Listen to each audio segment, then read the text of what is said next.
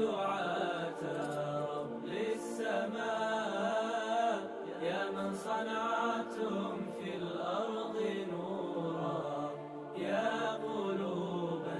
فيها الوفاء بشراكم اليوم السرورا মোহন আলী তার নেতৃত্বে এলাকাতে ভালো কাজগুলো হয়, আমরা তার অংশগ্রহণ তার সাথে অংশগ্রহণ করছি আর কি।